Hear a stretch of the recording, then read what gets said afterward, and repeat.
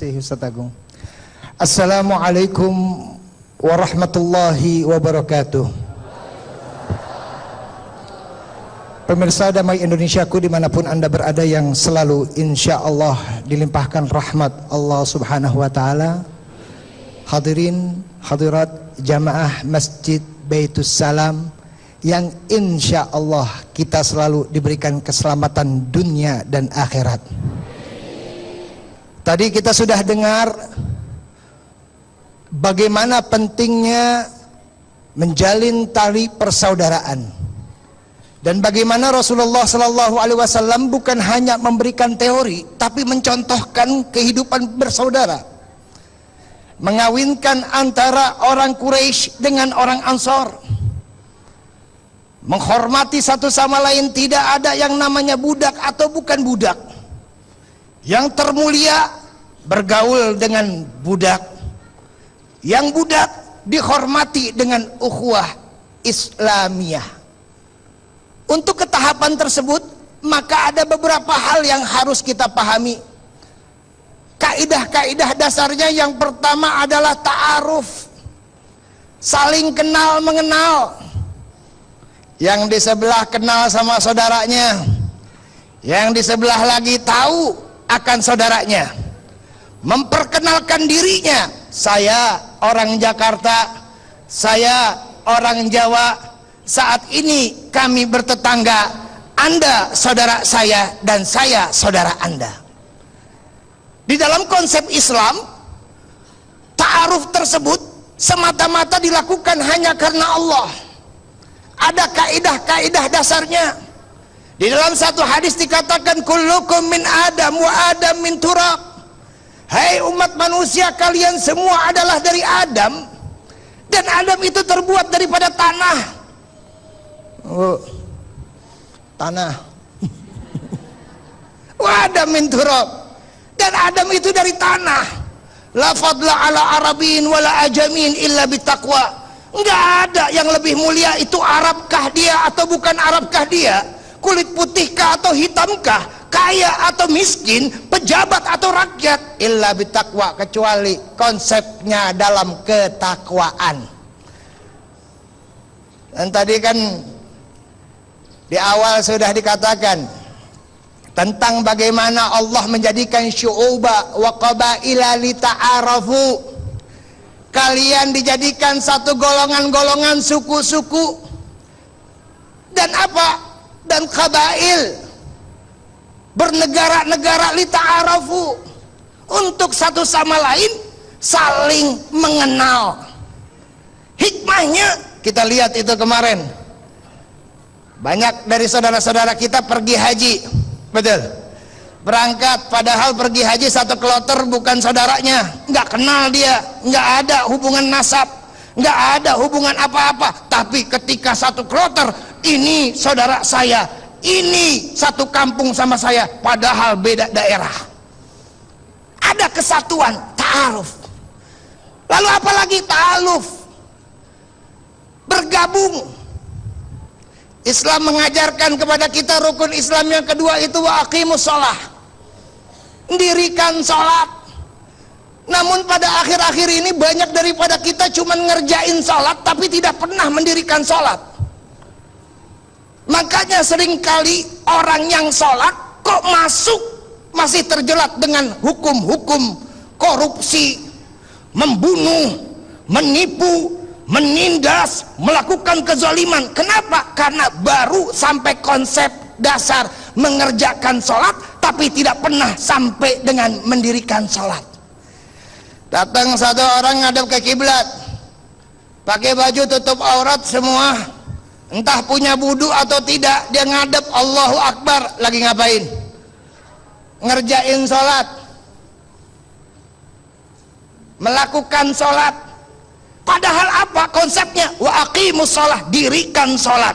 Entah dari mana orang yang mendirikan tersebut, adanya imam, adanya makmum, ada wali kota, ada wakil wali kota, dan ada rakyat yang di bawahnya. Betul. Datang saya ini wali kota, di mana Beb? Nggak tahu. Saya ini rakyat, punya pemimpin? Nggak ada. Orang hutan itu namanya. Orang hutan nggak ada pemimpinnya, betul. Ada wali kota, nggak ada rakyatnya juga bingung. Edan itu. Lalu saya ingat waktu saya masih kecil itu ada Jenderal Kumang. Ada Jenderal Kumang, bintangnya 10. Setiap hari mukulin tiang, tong tong tong, saya Jenderal Kumang. Hari ini kita reformasi, hari ini kita revolusi, kita bikin negara sendiri. Nggak taunya dibawa ke sumber waras. Ada imam, ada makmum. Imam dipilih oleh makmum, ta'aruf, kenalin diri, ta'aruf, ta'aluf, bersatu, bergabung. Imam jangan mau sendiri-sendiri aja. Oh, pokoknya masalah makmum mau letoy, mau kagak, mau kuat atau kagak, yang penting saya baca setengah Al-Quran.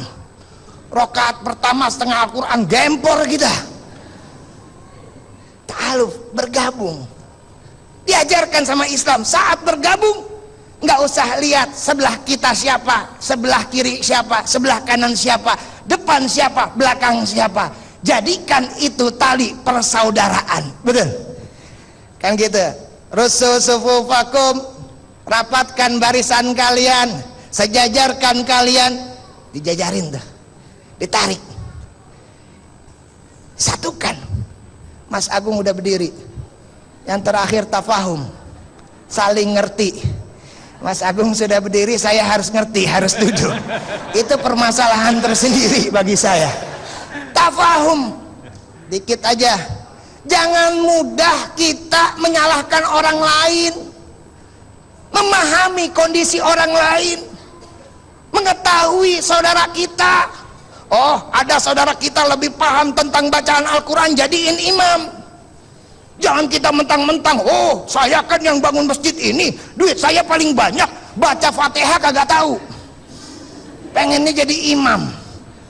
Azan suaranya sama saya, fales. Yang ada bukan orang datang malah kabur. Pengen azan, mentang-mentang donatur paling besar. Nggak boleh juga. Tafahum, saling paham. Alhamdulillah saya dikasih pemahaman. Ustadz Agung berdiri, saya harus duduk.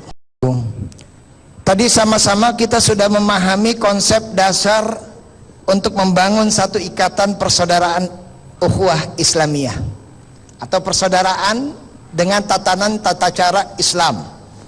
Yang pertama ta'aruf, ta'aluf, yang kedua tafahum, yang ketiga ta'awun, saling membantu satu sama lain. Alhamdulillah sudah paham, dipraktekin. Lalu di konsep yang berikutnya, setelah kita memahami dasar keempat itu, Rasul Shallallahu Alaihi Wasallam memberikan gambaran kepada kita bahwa orang yang senantiasa menjalani tali persaudaraannya dengan hakiki, dengan sebenar-benarnya mendahulukan kepentingan orang lain daripada dirinya, maka kata Rasul di dalam satu hadis yang panjang, man nafatha ala kurbatin akhihi, atau seperti yang digambarkan oleh Rasul, di mana apabila kita memberikan bantuan atas kesusahan orang lain, saudaranya yang saat itu sedang melakukan atau menderita satu musibah, membantu mereka, memberikan jalan keluar untuk mereka, mengasih solusi yang baik, maka Allah nafatahu yaumal qiyamah, Allah akan membantunya kelak di hari kiamat. Bu, Pak, ada punya masalah nggak? Di dunia banyak masalah, apalagi di akhirat, betul. Di dunia kita sekolah diajarin solusi untuk mengatasi masalah, di akhirat nggak ada sekolahnya. Bagaimana tata cara sekolahnya itu kita dapat di dunia? Hari Sabtu kemarin dikatakan di Damai Indonesiaku, ad-dunya mazratul akhirah, dunia itu ladangnya akhirat, ladang untuk mendapatkan bantuan daripada Allah. Yaumun la yanfa'u malun wala banun illa man atallah biqalbin salim. Pada hari itu anak, kekayaan, tahta, kekuasaan, tidak ada yang berguna kecuali yang datang kepada Allah dengan hati yang bersih. Hati yang bersih bagaimana? Tahu saudaranya sedang memerlukan bantuan, lalu ia mau membantunya. Alhamdulillah. Ini kalau saya lihat ini yang di sini ini mukanya suka bantu orang ini. Ya.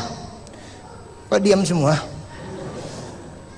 Kelihatan yang di sini juga nih alhamdulillah sukanya ngebantuin orang. Kok senyum, Bu? Perasaan kagak kayaknya. Itu kemarin, betul. Itu sisa usia masih berapa hari lagi? Sabtu kemarin dibahas. Idza jaa ajaluhum la yastakhiruna sa'atan wa la yastaqdimun. Hari Sabtu Damai Indonesiaku. Makanya nonton selalu Damai Indonesiaku, selalu membawakan hikmah-hikmah di dalam menjalani kehidupan. Kira-kira berapa lama lagi masih hidup nih kita? Nanti kalau mati kira-kira siapa yang ngebantu kita? Allah ngebantu kita. Kenapa? Karena kita memberikan solusi bantuan kepada orang lain. Bapak Wakil Wali Kota yang saya hormati, betul nggak? Di dalam satu hadis juga digambarkan wali kota itu paling enak, lebih enak daripada kita. Lillahi agwamun khalaqahum limanafi'in nas. Allah menaruh kaum-kaumnya yang memiliki power kekuasaan. Mereka kerjanya cuma ngebantuin orang lain. Ulaika, dan mereka ini wakil wali kota, gubernur, presiden, aminuna yaumal qiyamah, akan diselamatkan Allah hari kiamat. Daripada apa? Min adzabillah, daripada siksaan Allah. Enak asal ngebantu. Asal ngebantu, membantu saudaranya. Lalu apa? Menutupi aibnya. Kekurangan tetangga jangan jadi bahan omongan. Kalau yang di depan saya ini kan gak ada yang suka gosip ya. Hah? Enggak ya, ngedengerin doang ya Bu ya. Alhamdulillah Ustaz, saya sih ngomongin orang nggak suka, cuman ngedengerin. Sama.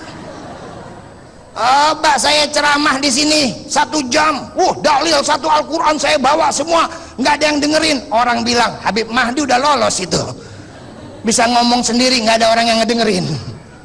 Yang ngedenger sama yang bicara itu sama, asame kalkoil. Yang ngedenger bagaikan yang bicara. Usturu aibenas, tutup segala sesuatu kekurangan, aib orang lain. Satarallah yaumil qiyamah, satarallah fid dunya wa fil akhirah. Allah akan nutupin aib kita di dunia dan di akhirat. Tutup. Jangan kita bicarakan segala sesuatu yang berhubungan dengan aib. Yang berikutnya apa? Saling menasehati. Tuh. Ad-dinu nasihah. Agama Islam itu nasihat. Di dalam hadis yang panjang terakhir dikatakan, yang pertama lillah wali rasulih wali kutabih, yang terakhir wali a'immatil muslimin wa amatihim. Kepada pemimpin juga nasihat. Pemimpin harus mau terima nasihat. Rakyat juga mau dinasehati. Bagaimana Salman Al-Farisi memberikan nasihat kepada Rasulullah? Siapa Salman itu? Orang biasa, datang dari Persia, tidak tahu tanah Arab, tapi memberikan nasihat. Ya Rasulullah, kalau kami di Persia melakukan peperangan dengan tahapan-tahapan begini, kata Rasul, lakukan apa yang kalian dengar daripada Salman. Jelas? Jelas? Pemimpin Rasulullah Shallallahu Alaihi Wasallam, wa rafa'na laka dzikrak, aku muliakan wahai Muhammad panggilanmu. Kedudukannya sangat mulia di hadapan Allah, disegani oleh para sahabat-sahabatnya, mau mendengarkan nasihat daripada rakyatnya. Dan begitu juga nasihat kepada orang lain. Nasihat kepada orang lain bagaimana? Tadi unsur akhaka zaliman au madluma, bantuin saudaramu yang sedang berbuat zalim, yang dan terzalimi. Yang berbuat zalim gimana caranya membantu? Hindarin, jauhin, ingetin. Saudaraku, itu nggak bagus. Ayo kita jauhin. Dosa itu masih tetap berbuat zalim, jauhin. Mungkin kalau dia rame-rame berani, tapi kalau dia sendiri nyalinya agak kendor. Betul Pak? Betul. Biasanya kan kalau kita di rumah hantu, kalau sendiri takut kita. Tapi kalau rame-rame hantu yang takut sama kita. Betul. Tinggalin. Oh, kita mau dizolimin, kita tahu kalau seandainya kita lewat situ kita akan dizolimin, muter. Ah, nggak apa-apa, orang dizolimin itu kan doanya mustajab, itu sama aja bohong. Walatul kubi aidikum ila tahlukah. Cium hajar aswad, udah tahu itu lagi rame, maksa. Kenapa? Hajar min hajaril jannah. Kejepit, leher ketekuk, pulang tangannya patah, itu dosa. Hindarin, betul nggak? Tahu itu setrum, jangan dipegang. Hanya orang-orang yang nggak punya pikiran aja megang setrum. Tahu itu orang suka berbuat zolim, hindari daripada kezoliman. Maka itu juga membantu saudaranya. Wa kun ibadallah ikhwana. Jadilah kalian itu hamba-hamba Allah yang satu sama lain saling tolong menolong hingga kita akan mendapatkan kelezatul iman. Ustadz Agung sudah berdiri, saya harus duduk kembali. Yang selalu insya Allah kita dalam limpahan rahmat Allah subhanahu wa ta'ala. Setelah kita memahami dasar awal, konsep keduanya juga, lalu pastinya dalam persaudaraan kita mendapatkan kelezatul iman. Di dalam satu hadis Rasulullah sallallahu alaihi wasallam meriwayatkan daripada Sayyidina Anas radhiyallahu taala anhu, qala thalathun man kunna fihi wajada bihinna halawatul iman. Bahwa ada 3 hal konsep dasar apabila kita menjalaninya dengan baik, maka kita akan dapatkan manisnya akan keimanan. Yang pertama dalam hadis tersebut, man kana Allah wa rasuluhu ahabba ilaihi mimman siwahuma. Jadikanlah Allah dan Rasulnya paling dicintai daripada segala sesuatunya. Allah adalah tujuan kita, Rasul adalah pedoman kita, panutan kita. Cinta sama Allah seada-adanya, cinta sama lain seadanya aja. Ini enggak, terbalik. Cinta sama dunia seada-adanya, cinta sama Yayang. Tahu Yayang? Ah, Yayang yang bikin pala kita melayang, akhirnya pas ribut jadi peyang. Luar biasa, cinta buta, mentok ke kanan ke kiri, nggak ada konsep agamanya, cinta karena Allah. Allah adalah segala-galanya. Lihat tadi guru kita telah menjabarkan bagaimana orang-orang muhajir. Bukan mereka itu berhijrah karena kelaparan, bukan berhijrah karena sesuap nasi, bukan berhijrah karena untuk mendapatkan kekuasaan, tapi mereka berhijrah semata-mata untuk Allah dan Rasulnya. Allah, saya ini adalah hambamu, saat saya menjadi hamba saya patuh dan tunduk kepada perintahmu. Asyhadu alla ilaha illallah. Artinya, terjemahin bahasa Indonesia, saya bersaksi tiada Tuhan selain Allah. Maksudnya, kalau saya bersaksi tiada Tuhan selain Allah, maka segala sesuatu yang diperintahkan Allah saya akan jalankan, dan saya juga akan menghindari segala sesuatu yang dilarang Allah. Betul. Presiden punya negara, presiden adalah pimpinan negara. Saya tahu pemimpinnya adalah presiden. Presiden menjalankan undang-undang, maka saya sebagai warga negara harus tunduk dengan undang-undang. Masalah milih atau kagak milih, masa bodoh, betul kan? Wa asyhadu anna Muhammadar Rasulullah. Dan begitu juga aku bersaksi bahwa Nabi Muhammad adalah utusan Allah. Segala petunjuk dan arahannya, apa yang datang melalui Nabi Muhammad, sepenuhnya saya ridho dan sepenuhnya saya taat. Kan mestinya begitu.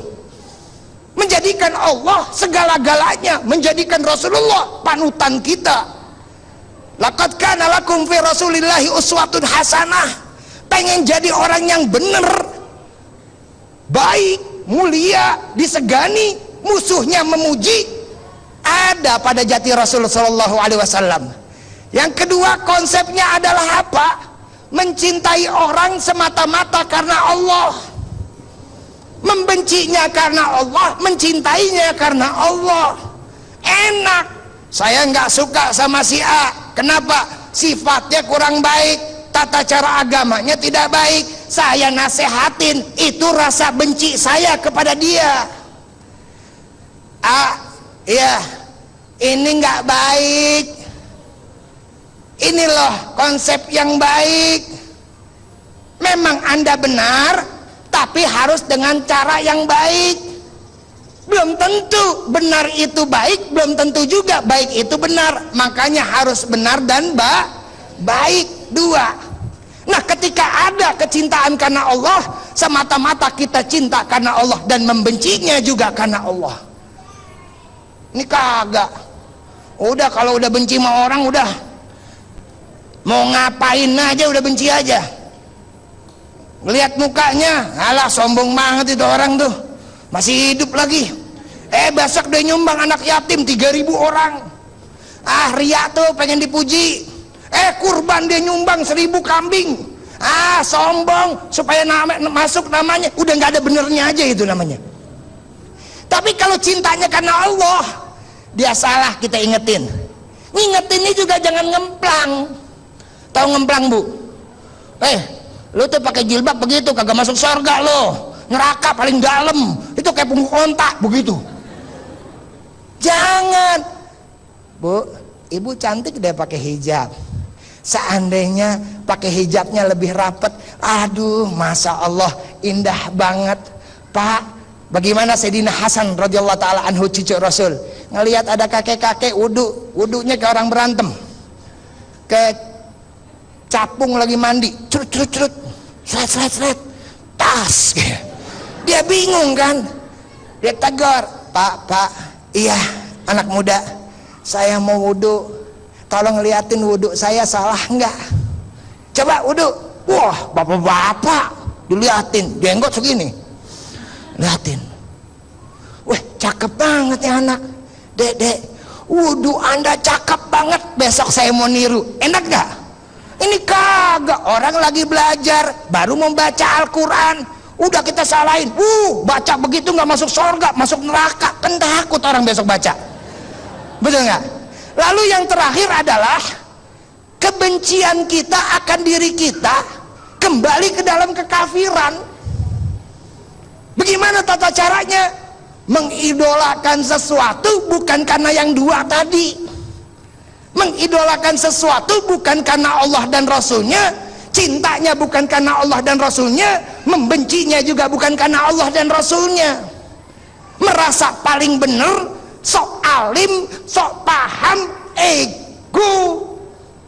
Itu juga nggak boleh. Seperti kita membenci kalau kita disiksa dalam api neraka. Jadi ketika kita jalanin pulang dari sini, ya Allah, introspeksi diri, kayaknya jauh tuh saya tuh, tapi besok saya mau mati. Ini kan kalau saya lihat-lihat nih, kalau teman saya kalau nggak matinya pagi, siang. Kalau nggak siang, sore. Kalau nggak sore, malam. Itu aja, betul nggak? Ada yang bisa jamin sama saya kira-kira nanti malam kita masih hidup? Nggak ada. Yuk kita introspeksi diri, kita mawas diri, jadikan saudara satu sama lain adalah saudara kita. Akhirnya kita berhasil bihablillah jami'ah, dalam satu ikatan tali Allah subhanahu wa ta'ala. Nah, konsepnya juga Mas Agung berdiri, saya duduk, itulah keseimbangan yang kekal abadi. Disebut dengan konsep tahu diri ya Habib.